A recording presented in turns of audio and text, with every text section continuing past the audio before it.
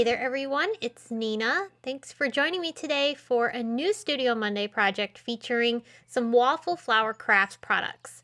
We're going to be doing some fun watercolor powder inking. We're also going to do a bit of die cutting and some hot foiling.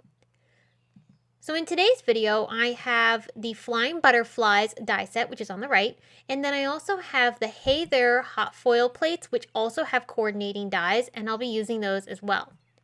For my coloring technique, I'm going to be using Infusion powdered watercolors. These are super pigmented powders that will react when water hits them, and they create absolutely stunning effects. So what I'm going to do is I sprinkled some onto my watercolor paper, and then I'm spritzing that with a little bit of water to get those colors moving.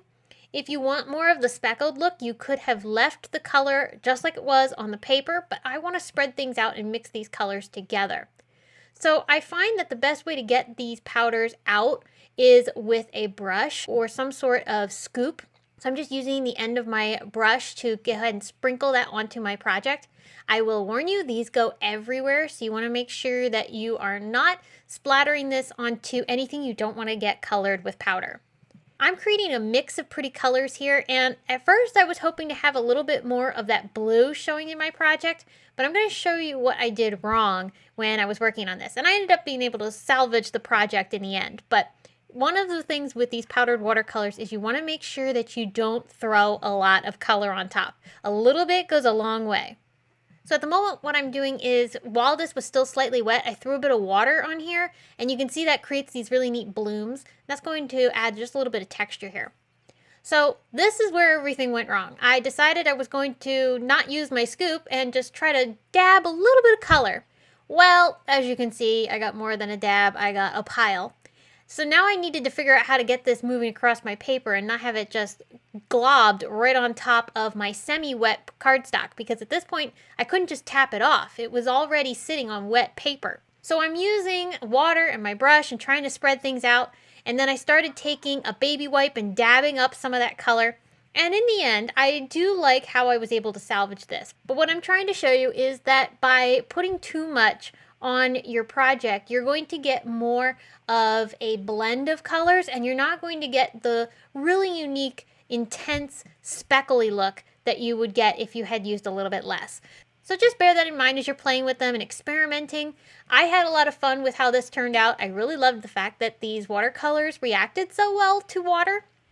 When I put water here, I get some really nice droplet effects, so they're really cool and they react really well. So after I created my background here, I also splattered it with some shimmer mist from Brutus Monroe and two different distress spray stains from Tim Holtz.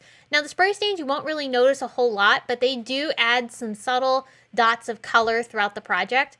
And I used both Salvage Patina and Wilted Violet for that. I'm going to use the Flying Butterflies die to cut out my paper after everything was completely dry, and we're going to be using both the outline layers and the butterflies themselves.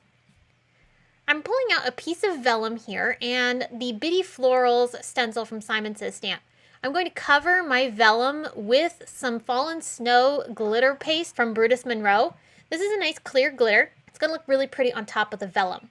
Now for this particular technique, the paper is going to curl. Vellum will curl when it comes in contact with wet materials like paste. So that's not going to be a problem though. We're going to run this through our die cut machine and it'll flatten it out pretty nice. I'm going to die cut that with those same butterflies so that I have both the outline and also the butterflies themselves covered in a really pretty paste. And of course, I just die cut this after everything was dry. So I'm going to layer up the colored butterflies that we made with our powdered watercolor background and also the butterflies that we made from the glitter paste stenciling on vellum. By layering these up, we get this really cool, delicate effect. You get that nice contrast of color behind the vellum, but the vellum is the layer that you see the most. And so that creates a really pretty, dreamy, shimmery effect on top of these really cool butterflies die cut from the background. Then I also used the outline layers. I want to glue these together and create a little bit of an offset.